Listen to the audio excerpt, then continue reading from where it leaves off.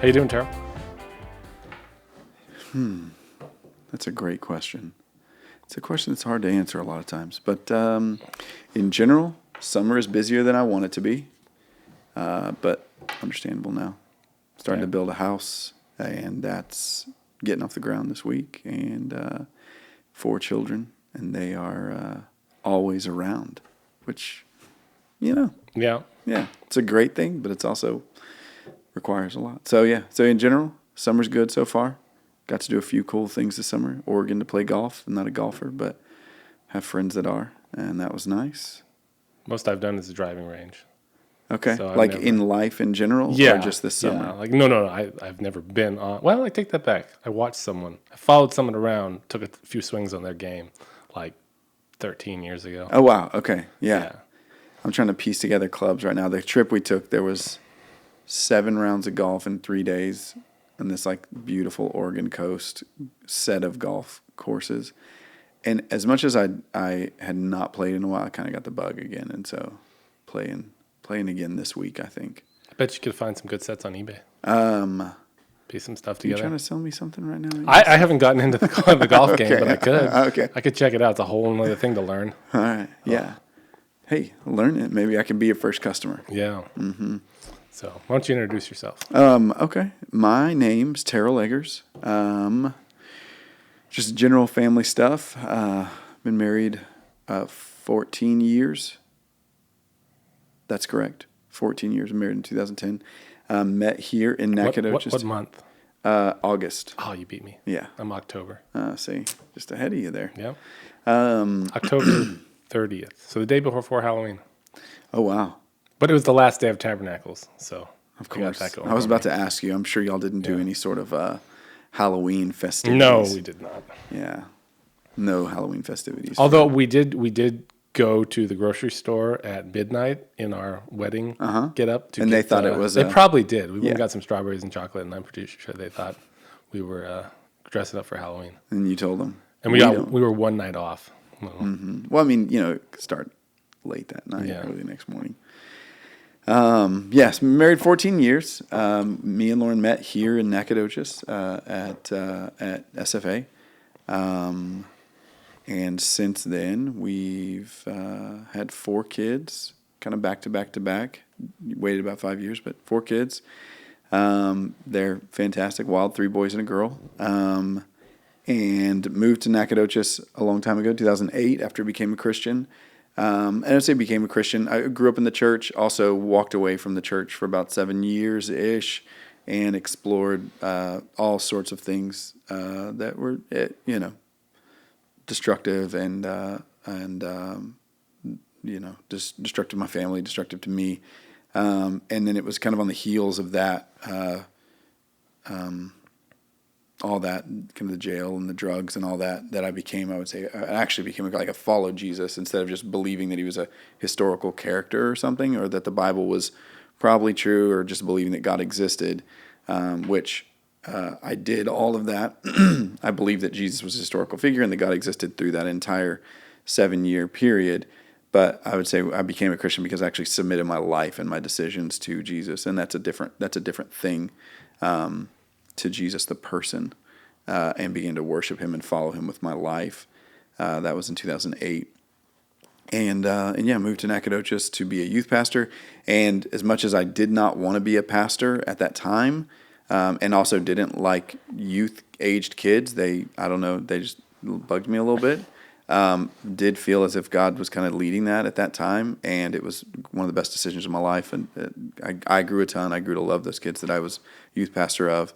And then from then, it's just kind of been, I've been in ministry ever since, for the most part, since 2008, here in Nacogdoches. So a few different churches, but yeah, that's I guess a good general introduction. I'm a pastor. I also, in COVID, started a real estate investment company with a good friend of mine, to kind of shoulder the burden of finances, because I didn't know how the church would fare during COVID, and so still do that.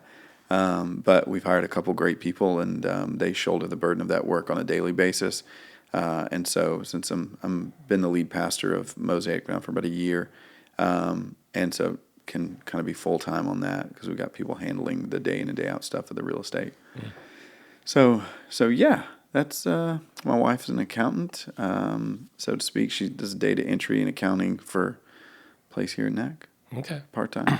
She's awesome. So how far back you want to go? You want to talk about early, like your early experience in the church, or you want to talk about later, or your current burden of being a pastor? Amos, that is the burden of the podcaster. You're the host. So I like to talk about the past first. So. Okay, so yeah, wherever you feel interested to go. So you say you grew up in the church, but that's not where you first became a Christian, or would you have considered yourself a Christian at the time? It's a great question. I mean, you get so theological about how salvation works and all that, and so. Do you believe you're stuck? Like, once saved, always saved? Or is that too big a question for this? Oh my gosh.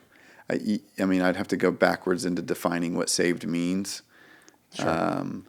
Once you're in a relationship with God, are you always in a relationship with Him via Jesus? I think that's the question because, for us, saved doesn't just mean have your sins been forgiven and you're going to heaven, right? Saved means... You went up and said a little prayer. Right. Yeah. That's what happened when I grew up a Baptist and went up and said a prayer.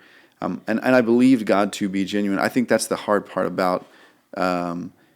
That's the hard part about those decisions at that age, and not that I'm against them or by any means. But, at that age, you don't really have autonomy. You don't have the ability to make most of the decisions regarding your own life. Like when I was 7 years old, I didn't even get to pick the clothes that I wore that day. Do you know what I mean? Like my parents chose what I ate, what I wore. And so I think at some level I was just saying that I do believe God exists and I'm giving my life to Him. But without autonomy, without the ability to actually govern your own life, it's hard to know whether that decision will survive the difficulties of adolescence, and if you will maintain that submission to the Lord. And I don't mean that. Well, let's not even go that way. But if adolescence and the growing into autonomy, where I'm growing up into being in control of my own life, if that decision will survive that season. And so, of course, I think God and the Spirit of God plays a huge role in that. And so, yeah, I mean, that's the part. It's hard to say whether I was actually a believer or not, like from a theological stance. Do you think it gave you a foundation looking back to when you actually there's no doubt got a about relationship? That. There's no doubt about that. Yeah. As much as the Baptist Church gets knocked for so many things, I did understand the fundamental stories of Scripture, and not just that, I also loved history as a kid, was a history major in college. Those fundamental stories of Scripture are also deeply embedded into the fundamental stories of the human race. And so even when I was, getting high and taking mushrooms and all that, there were several moments, and I'm talking a lot of moments, where I would be on a substance around a bunch of a lot of times potheads just end up being atheists. I don't know. It's like in the early 2000s, it was cool to be a pothead and an atheist. That was like the trendy thing. And so for whatever reason, you're sitting around smoking, and people are going to start talking about spiritual things. And when they say spiritual things, they're going to start talking about the paranormal, and they're going to start talking about metaphysical things. And I, for whatever reason, not being in submission to Jesus whatsoever, love to argue about the existence of God from a philosophical place. I loved to kind of try to dismantle a lot of the dumber arguments that are part of the atheistic conversation. And of course, there are some that are not dumb, but there are some that are just not. They're not coherent. And so I don't know. I remember one time I was in the back of a car, and we were just driving around smoking weed, and somebody said, it just kind of came up, what's the deal with Jesus anyway? Do you know what I mean? Just a random conversation that a high person says, And I remember, I start connecting the dots. And I don't know, I felt like in the moment, I'm preaching the gospel. I'm explaining why humans have kind of defiled their original estate, and how they have like walked away from not just a beautiful relationship, but a beautiful responsibility. And I'm sorry, I'm an idiot teenager at this time, but you're preaching. But yeah, man, like it has always blown my mind that that we get to exist. I don't know. I don't know. You look at the ocean and I would be like standing and staring at it. And I don't know that weed helped that. I mean, like there were times where we would get out and I'd be looking at a tree and I'm like, this tree grows right out of the ground. Like, do you believe we just get to even look at it? We get to see this thing. Do you know what I mean? Like, that exacerbated my own infatuation with reality. As dark as the world is, as dark as the world is, even the darkest places, it is still one of the most beautiful things that I can imagine to get to exist. And that's always been there. I don't know. I've carried that prior to submitting to Jesus.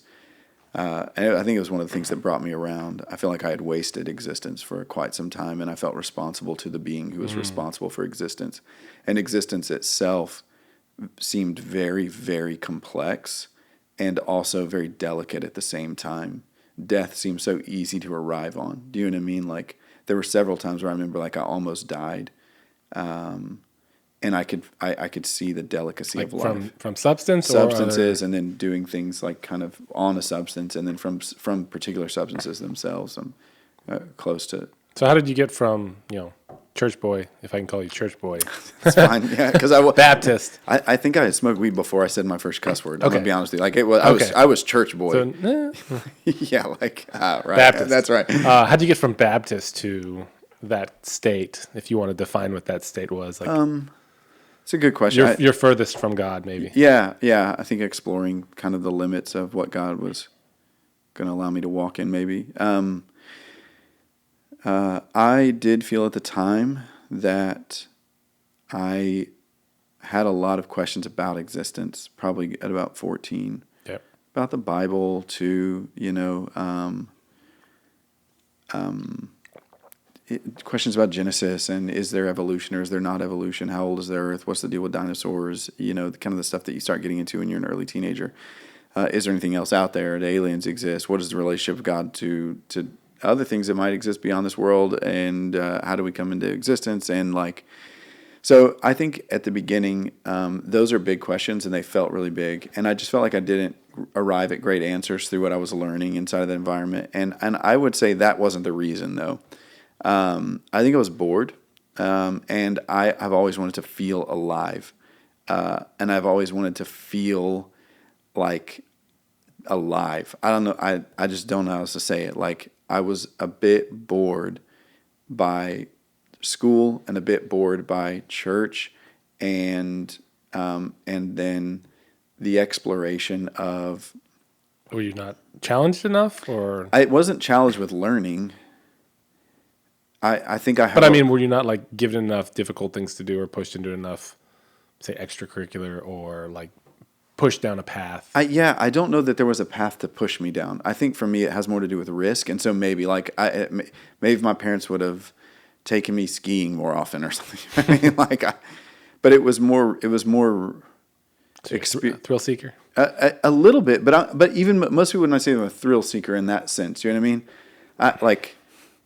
There were guys that rode like BMX down these crazy like hills that would then empty off into this like retention pond that we would all sneak off to. You know what I mean? I wasn't the guy doing that. I was like sitting on the edge watching, Okay. So I don't know. There was another sort of risk. Like I liked to. There was something about feeling the aliveness that comes with.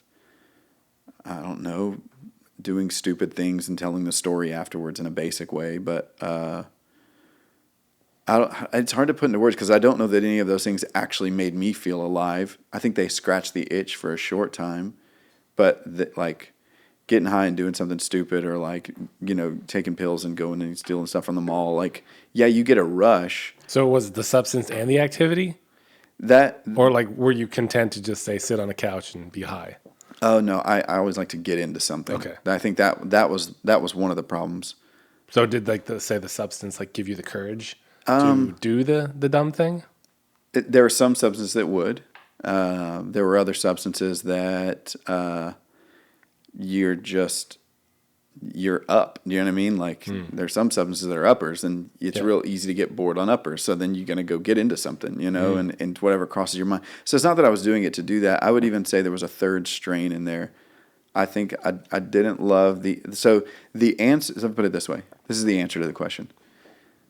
The answers about why I should constrain my life according to a certain moral ethic, I didn't find the answers compelling enough when I was young and in those Baptist circles. As much as those foundational stories still stick with me and I appreciate them and I grew from them, there wasn't anything that motivated me to constrain my life once I got to a place of autonomy where I was old enough to kind of do what I wanted. And even if my parents said no, I was going to sneak around and do what I wanted, right?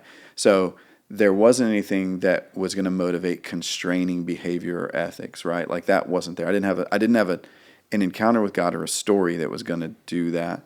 I did have a pretty empty hole in me that I would say is more relational and more, I just kind of felt like a nobody starting in about junior high, and I was a bit lost relationally, and I felt kind of just on the outside, and I did find that a way to get to the inside was that sort of weird notoriety that you get from being a person who does drugs and deals drugs at a high school, right? There is a weird, shallow sort of notoriety that goes with that, and it was better than anything else I'd experienced at that time. So I would say that was probably more personally motivating as I look back. It prescribed, being looked up to in a way? Yeah, it prescribed a unique identity that I think I felt like I wanted or something like that. Is there a sense of authority there, or just more the popularity? Yeah, and I wouldn't even say that was popular. It was notable. Do you know what I mean? That's why I use the word Infamous? notoriety. Yeah, Infamous? Yeah, and there was just a little bit of you become a meaningful attachment to a certain community. That's probably the best way to put it. Providing a service. Yeah, I felt like I was providing a service. And then I had a group of friends that we were all kind of in it together. So our friendship kind of cemented around that lifestyle at that time. And that was, I think, that scratched an itch or provided something that's very human and very necessary. And because it revolved around substances. Well, when you say necessary, how do you mean that word? Those sort of meaningful relationships. Okay. Because the reality is I'm still in most of those relationships, even though I've kind of taken a different... Something necessary for you. Yeah. The way it sounded was like you were providing a service that was necessary for them. No. I don't think providing cool. They needed drugs. Hydroponics to Pearland High School was a necessary service. I didn't think you meant that, but... Yeah, that's good clarification. No, that lifestyle created a bit of a brotherhood, and that brotherhood was necessary for me. And that brotherhood still, at some level, remains with a group of guys I'm still very close to, some of whom... The same group? Or that same group, okay. Yeah. And I've got other meaningful relationships that are here in Nacogdoches as well. But that group of friends is still there is something that went deeper than that lifestyle that still remains to this day. We've all kind of taken different paths in life, but there still is that network there that still. Are they Christians? Some of them are, some of them aren't. Some of them follow Jesus a little differently. I would say it's a wide spectrum. It's a wide spectrum. So where'd you go from there? Yeah, so that exploration of substances and the lifestyle around them, it bottoms out pretty fast. It does provide some risk, and I suffered for those risks. I went to jail 6 times total, evading arrest and possession and all sorts of stuff from just doing idiotic things. I began to see that I didn't like the person I was becoming. I felt like the person I was becoming was a very shallow person. That revolved around the next time I could use a substance. And then the cost of that was getting greater because I was getting older and needed to have a job and provide. I couldn't just use my allowance or something that I had been using before when I was in high school. So the But you were making money. If you were dealing, you were also... At some level, dealing is probably too strong a word. Okay. I would buy enough to sell so that I could smoke for free. Gotcha. So I was entrepreneurial in that sense, but I wasn't a successful entrepreneur. To this day. Yeah, right. It was enough to get by and get fixed. Is all it was. So yeah, it just starts to bottom out, and it didn't provide answers to those fundamental questions, right? It did provide a different perspective to look at those fundamental questions. Some of them were interesting. But I began to really, I never could get away from the fact that existence was profoundly beautiful. And I couldn't get away from the fact that I did believe that there was a being there who had caused existence to exist. And I couldn't get away from the fact that I really did agree with the biblical story, and I had searched other stories as well. I got into a certain type of yoga. I looked into being a history major and exploring a lot of philosophies. I was also a classical studies minor, so I had to read a lot of philosophy. I was always trying to understand the fundamental kind of underpinnings of existence and stuff like that, and try to find a way to explore fundamental questions. And I, as much as I didn't get great ones from the Baptist church, I would say the ones that I got elsewhere were even worse. Like they didn't add up to me. They didn't connect scientific dots with philosophical dots with historical dots. All those dots needed to connect in my mind. It couldn't be philosophically sound and historically stupid. It couldn't be historically sound and philosophically idiotic. Like it couldn't be. It has to. So I just found that the person of Jesus was pretty compelling. And then I think probably the turning point was that world started to get pretty shallow. And then I went to jail for evading arrest in Harris County. And while I was in there, read the New Testament for probably the first time in my adult life. And how old were you? I was 22 at the time. And the story of Jesus, I read the Gospel. I was just pretty bored in there. Harris County's a boring place. And then just read like Matthew, then Mark, then Luke, then John. And the person of Jesus just blew my mind. I don't even know. He was just so compelling. I liked the way that he dealt with corrupt religion. That resonated with me because I had seen religion be shallow. And I liked that Jesus was spiritual, but also not beholden to a corrupt religious system. That was pretty powerful for me. I liked that he dealt with spiritual reality and that he dealt in spiritual power because I had seen pretty dark spiritual things on substances. And so I never could get away from the fact that they're spiritual beings and they interact with you. Do you have any examples? Oh gosh. Trying to think one that would be not inappropriate to tell. I think they encountered me most of the time when I was asleep, and so I had a few instances of of kind of being. I guess nowadays they call it sleep paralysis, but you're kind paralysis of demon. Yeah, right. Like a figure in the room that's also speaking to me in my mind in short words that kind of scare you and make you not be able to speak. And so those were some of them. But then I think there were. So you were vocalized too, Yeah. I would say I have experienced a few times the paralysis demon, and other people have. I've never been spoken to, but. No, I'm not saying it's a demon either. It could just be a figment of the mind that comes out of a fear when your body's in that chemical state of paralysis for dreaming. Right. Because that state is to prevent you from moving while you're dreaming, and people who have issues with those chemical or that connection will start sleepwalking and talking in their sleep and stuff. And I think that's so. I actually had more of those sort of encounters after I'd become a follower of Jesus.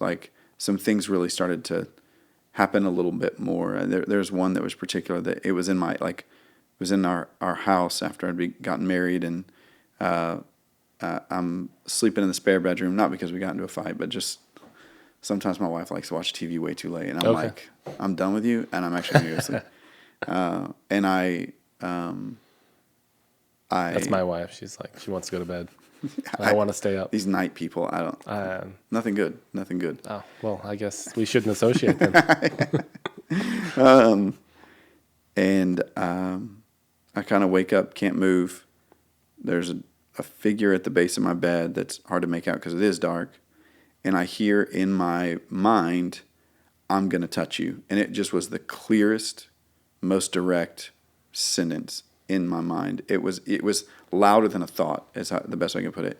And then something grabs my feet and curls them forward, like over me. And I can't remember what I did in that moment. It was almost like I kind of snap out of it, right? I didn't like call Jesus or anything because I couldn't really talk, but it was like I just kind of I shake myself awake, I guess is the way to say that. Like I couldn't move, but then it scared me so bad that it was just like I kind of lurched out of that moment. And then when I was in college, right after I became a believer, lived with a couple guys, and there were consistent things going on in our house that were revolving around one of my roommates. That we had to switch rooms because he would have visitations from this dark figure like on a weekly basis. He ended up doing some deliverance on himself, even though we weren't into that theological world. We were all just good Baptist Bible church kids, but he actually did deliverance on himself, commanding demons to leave after he'd done a 10-day fast and threw up some stuff, and it was pretty intense. He lost a ton of weight within the next few days after that, and his whole demeanor changed. He had wrestled with a lot of dark thoughts for a long time. So I saw that happen there. But I would say when I was on substances, the demonic side wasn't in those sort of encounters where you're seeing something. It's watching me become somebody that I wasn't. And that was the thing. There would be moments when a switch would flip in me, and I would become like a berserk sort of person. And I even had a close friend that'd be like, there are times when you just look like you turn into an animal. You'll either get so angry, and you'll start doing things that I'm just not that guy. And there was a switch that would flip in me, and then I would switch back out of it. Where do you think that came from? The way that I look back now and understand it is it's just you make agreements with thoughts in your mind over the course of time. And so you're making agreements with spiritual beings who are unclean spirits or demonic spirits. They don't possess you, but they manifest themselves through you after you make enough agreements with them and after you make enough agreements in the moment. So in the moment, I would go into a rage because there were thoughts in my mind that I was agreeing with about how this person was thinking about me or talking about me. So then now a spirit is coming on me and I'm raging because that is the way that I would feel powerful in powerless situations. And so that agreement that I was making mentally is with a spirit that wants to provide me with rage to give me a sense of powerfulness because I didn't feel powerful at that moment. I think there are other things that are sexually related that the door gets open there too. But yeah, that I would say there's, and then interestingly enough, I think there were enough encounters with something that wasn't dark, that was beautiful, a lot of times related to creation and the order of creation, but always seemed to be tied to a being. Never saw a being on substances like that, but You weren't doing the right substances. Apparently not. Yeah, I did actually stay away from a lot of hallucinogens, which I think actually opened the door to the same sort of plane of existence that you're encountering oftentimes when you're in the dream state. That's kind of the way that I've understood that is I think there's a dream state that is actually an open door to spiritual realm. I think maybe the Eastern world would call it astral plane or something like that. But you're engaging with a different plane of existence in a different state of mind. And I think drugs open the door to that. I think sleep even opens the door to that. And I think you could explore that topic forever. But yeah. But yeah. So how did you go about getting off the drugs? It was interesting, really interesting. Like I said, life seemed to be going nowhere. I saw a guy on TV one evening who was talking about fasting. I didn't watch preachers at the time. I just happened to wake up after an afternoon nap, and a preacher was on TV talking about fasting. I was trying to get out of the job that I was working for, being a stagehand, trying to get into real estate and get my real estate license. And I remember watching that thing on fasting and just randomly told God, hey, if you help me pass my real estate exam, because I'm afraid I'm going to fail it, I will fast for 5 days. Took my real estate exam about, I don't know, a week or two later. And at the same time, I was also sort of in a relationship with a girl who I'd grown up with from the youth group, and she was reconnecting me with a lot of the people that I had gone to church with as a kid, and there were some young adult community groups that I was kind of going to. I was kind of I had gotten reconnected with the Christian world that I had kind of been disconnected from for a long time. So they were happening simultaneously, but in very short spurts. It was just kind of short spurt thing. But then I kind of made a deal with God that I'll fast for 5 days. I went to my real estate exam, passed it, and then really felt like I had to hold up my end of the bargain because I did think He was there, and I was like, it looks like You helped me. So I did. I fasted for 5 days. I found a book by Richard Foster called Celebration of Discipline that talked about fasting. So I kind of like was figuring out what I was doing, and then I decided that I would read the Bible also. And so this is about 6 months after I had gone to jail that sixth time for evading arrest and had read the New Testament. So there was something in me that was going on in that 6 month period. And I had gotten very sensitive to God existing again. I'd gotten very sensitive to the fact that I thought that Jesus was God in a human form on the earth, and that what the Bible was saying about that historical thing was actually factual. And my way of expressing that was I would get on my knees and pray at night in that 6 months. Now, I still was probably getting drunk every other night. Like, I still lived with 3 guys. We still had a keg in our house, and we just would it's just what you do. I mean, just like at that age, it's what You party. Yeah, and you do on a Tuesday night, regardless of going to work the next day. And like I said, I worked in the stagehand. I was a stagehand, so like you go to work late at night, you get off even later at night, and then you party when you get off, and then during the week, there's not much going on, so you kind of party during the week. And then when you're at work, you kind of get high also, and you do other things. So, like, there wasn't like a work-life distinction because I lived in the entertainment industry. And so they went together. Where'd you work as a stagehand? In Houston. And so it was a company that my uncle had owned, my dad had ran, called Upstage Center. And so I worked there from the time I was 15 in the warehouse, or even younger than that, and then got into doing stage rigging and climbing and you're hanging light and sound trusses with motors and stuff. And so it's a lot of fun. It was exciting. You got to be up in to the thrill-seeking side, you get to be way up, was like there. 40 feet up in a stadium. Oh, yeah. I mean, stadium, like, Reliant Stadium's, is it Reliant still? They call it. Yeah, the stadium in Houston, it was Reliant Stadium when I was there. I can't remember if they've changed the name of it now, but yeah, that thing was hundreds of feet tall. Hundreds of feet. Yeah, Toyota Center those beams are 18 or 24 inches wide, and you're walking on them, and you're pulling chain motors up, and I mean it was fun. It was hard work. You make good money. If you were working for family, were they aware of the substance use? I mean, I get think high on the job. I think in that world, everybody knows that everybody gets high.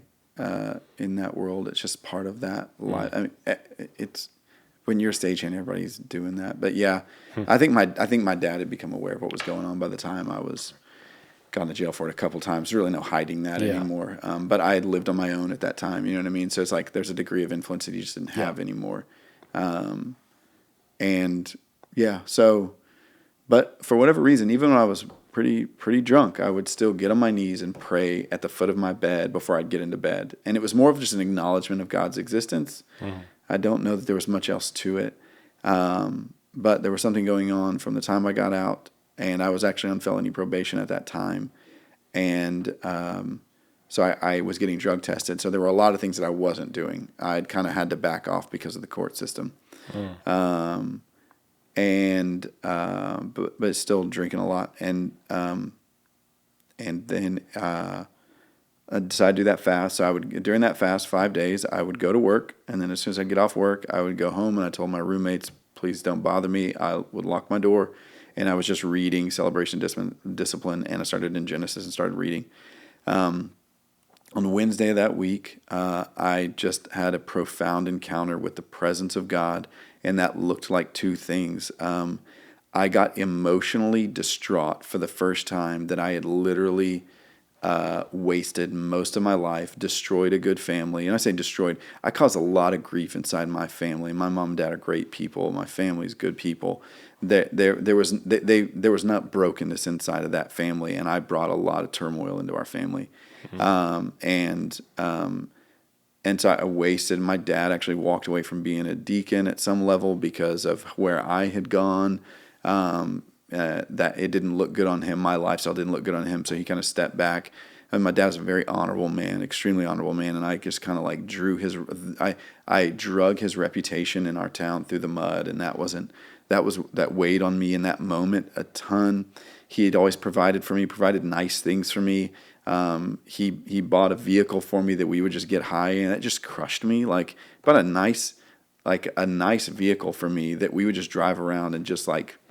I felt like I had desecrated it. Do you know what I mean? I felt like I had taken something given out of the kindness of my father's heart and his work. He's a hardworking man, and I just wasted it. You know, like I just felt like not only did I waste what my earthly father had provided to me, I felt like I had at the same time wasted what the Father in heaven had like given to me in just being allowed to exist. It all came crashing down on me in one moment. And up to that point, the idea of hell bothered me a lot. Like, what's the deal with hell? And for whatever reason, in that moment, I was like, I felt like such a user of other people, God being one of them. I felt like such a user and a parasite, that I was like, I get why you would want to do away with beings that would do something like this. You know what I mean? Like, I think I could see the worst of my life. And I didn't have any other language for it, but save me. Like, I didn't have any other language for it. And at that same moment, just the words, and very similar to what happened in my room, but this time from the Holy Spirit, louder than my thoughts, the words were just there.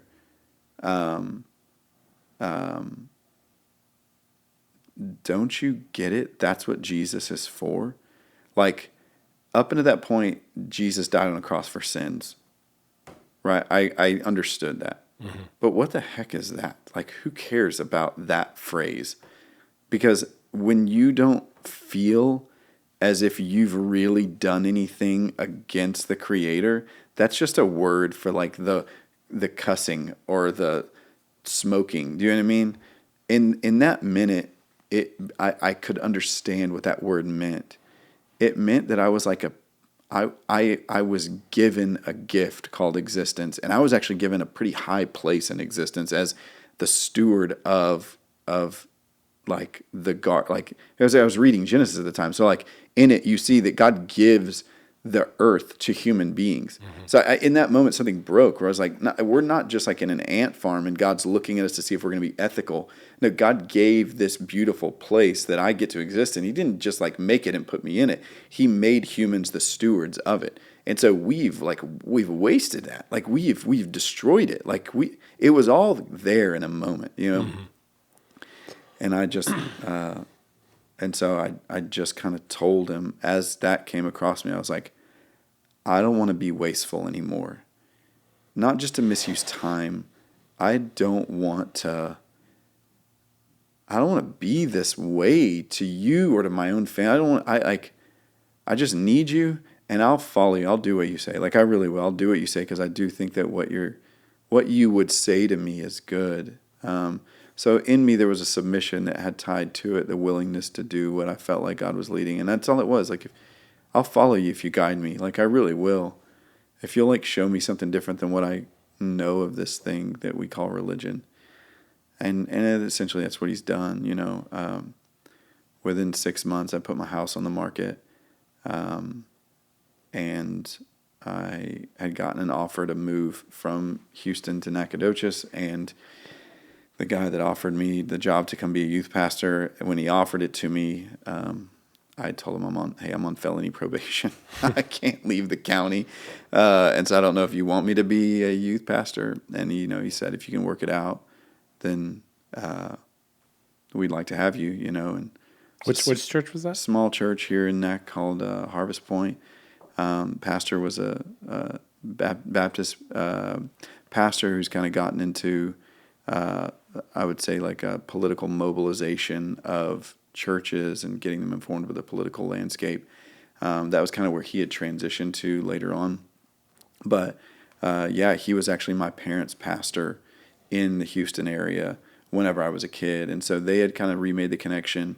And he was kind of jumping back into the church world alongside of the political stuff that he was working on, and I think there was the reality that he was giving me trust and a chance, and I really appreciated that because he was a very principled person. Was it the kind of job you were looking for at all? Wasn't really. Or was it just out of the blue? It was really out of the blue. That little group that I'd gotten connected to, the little Christians that I'd gotten connected to, we were trying to do a beach retreat that weekend, just as us, as our little community group of young singles. And we had 3 places lined up. All of them fell through. And so my plans for the weekend had just vanished. And my parents said, hey, we're going to visit, his name was Pastor Rick. We're going to go visit Pastor Rick in Nacogdoches. Do you want to go with us? And I was like, sure, I'll go. And I remember driving underneath the loop here in Nac. And I remember feeling like, I'd never been to Nacogdoches before, I never heard of it. I remember feeling that the words crossed my mind, this place will change your life. And I just felt something momentous about the city as I drove underneath there. And I was 22 at the time. I couldn't put that into words fully, but it just felt momentous at some level. We went to eat at Antipasta's, and he brought up the idea, and I was like, man, and kind of told him the situation I was in, and he said, if you can work it out. And we did. We worked it out. I got here's a wild story, since we're telling wild stories. I was in felony probation. I had not done nearly all my community service. I had not paid all my fines, and I'd only been about 6 to 8 months into a 2-year-long journey of probation. You can get released early from probation in Harris County if you do half of your time and you pay all your fines and you do all your community service. Then you can ask for it to be brought to an end. While I got probation in Harris County, I actually lived in Brazoria County, so my meetings were in Brazoria County. So I went to my Brazoria County office and said, hey, I've got an offer for a job in Nacogdoches. I'd like to take it. And she said, yeah, no problem. We'll just transfer your stuff to Nacogdoches. And I said, perfect. I make the move, everything. I become the youth pastor. And we, during our first little trip, I'm taking these 12 youth that go to this church, and I'm taking them on this mission trip. And we get to that mission trip, and I get a phone call from Harris County, from the clerk in the judge's office, and I answer the phone, and she just reams me. I'm talking like reams me. She just says, you have moved out of the county. You can't even leave the county, much less move out of the county without notifying somebody. And I said, I notified my officer in Brazoria County. And she said, you're not stationed in Brazoria County. It doesn't matter if you told them. You had to come to us and petition for that. You didn't petition for that. You're in violation of your probation. And I remember, and she just says, the judge is here. I'm going to talk to the judge. And I'm like, God, this woman is aggressive. And so I'm sitting there on hold, and I remember just turning my heart towards God and said, and this is the sort of submission that I had brought myself to in that place, or maybe the Lord brought me to, I don't know. I said, I feel like I've done what you were leading and what was in my heart to do as well. I don't feel like you tricked me, and I don't feel like you're deceptive. This was in my heart to do, and I feel like you guided it. And if you have something else, I'll go on that journey too. If you want me to talk about who you are inside of jail, I can do that.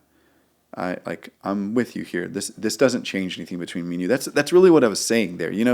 As a 22-year-old, I'm just saying this doesn't change anything between me and you, which I think is a really important thing that I've tried to carry in my life. Life cannot shake loose that statement. I can't allow that. That's what I think submission to the Lord is this doesn't change anything between me and you, you know, no matter what kind of hardships and difficulties you hit and the heartbreak that you get in your life. That's kind of where I've tried to land. And it was really solidified in that moment. And then she gets back on the phone, and all she says, like, it's the weirdest conversation. It makes no sense. She just says, "Your probation is terminated. Don't get in trouble again." And I thought I was talking to my mom there for a second. Like, don't get in trouble again? Who says that? Your probation. And so when I say terminate, like, that scared me at first.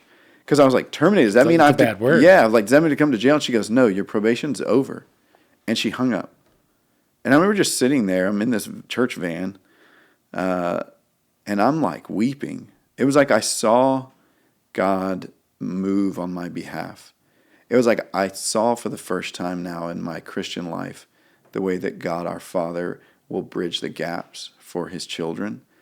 And I got to know God at a certain level that I did not know him before. That he does treat his children like they are his children.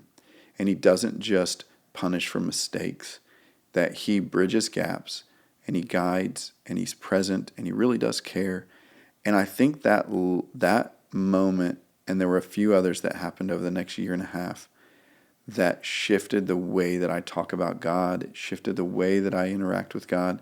And it's carried into my years of ministry. I am very committed in ministry life and in preaching, that I do feel one of the callings that I have is just to present God as Father and to kind of reclaim the identity of God as Father from what I think religion can portray God as God as angry judge or disinterested creator, and not he is engaged Father.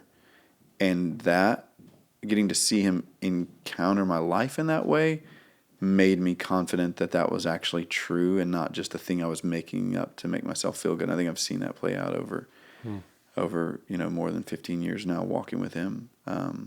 So yeah, that was kind of that transition. And then there just been, there's been moments at churches that have kind of led me to where I am now. But yeah, I would say that's the foundation of life in the Lord for me is intimacy is fundamental, not knowledge. Intimacy with God the Father, with the Son and the Holy Spirit. And then I'd say the other side of that is that we're in a conflict with our own flesh and the worldly systems that we live in, and then the way that the demonic realm or unclean spirits use the vulnerabilities of our flesh to make us kind of servants of the worldly systems that we find ourselves in. Yeah. So would you say being in that that lost state as a user, substance abuse and that kind of stuff, gave you your Christian foundation, that foundation as well of being on the other side of Christianity, being in opposition to God, or like just not even opposition, just uselessness. Yeah, maybe that's right. Because that's how you kind of described it. You wasted. Wasted, yeah. I think that's right. I was saying I didn't oppose him formally. Mm-hmm.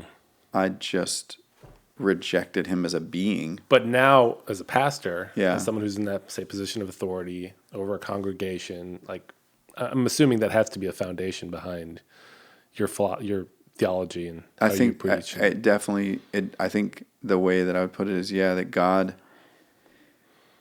God has a way. The goodness of the Father is that all of our choices get leveraged for good in our lives if we'll allow them. So trauma or very, very bad decision making can be leveraged by God to not be gratuitous or meaningless. So I think God could have used other circumstances to shape me that maybe weren't so rebellious, but in his goodness, he used that rebellion and leveraged that forward in ways that were profoundly good. Even though those things that I was doing weren't good, I think I have an ability to engage with people that live in dark places.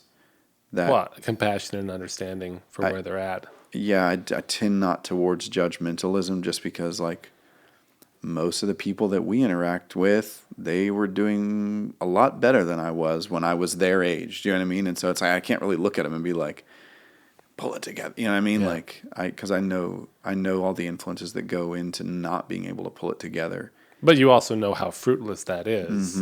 So I think you can give advice to not keep going down that path. You can give an invitation. I think that's what it is, right? That God has a better like life than that. And you can do that without being domineering or dominating or intellectually abusive or any of those things. So yeah. I do think it influenced me greatly, and I think God's used it. Yeah, for sure. Have anything you want to close on? Anything to close on? I mean, I thought that was pretty good. Yeah. But, yeah. I'm trying to think if there's anything. I mean, I think the thing that's in there is, maybe if I can say two things. In my experience of God, He is too good to be true, the way He is. So if you have an experience of God, or if you have a view of God that makes Him less than that, then it's not a good view of God. God is profoundly more creative. He is profoundly more patient, profoundly more loving, profoundly more kind, profoundly more against injustice, profoundly more, like all the things that we would herald as a good thing.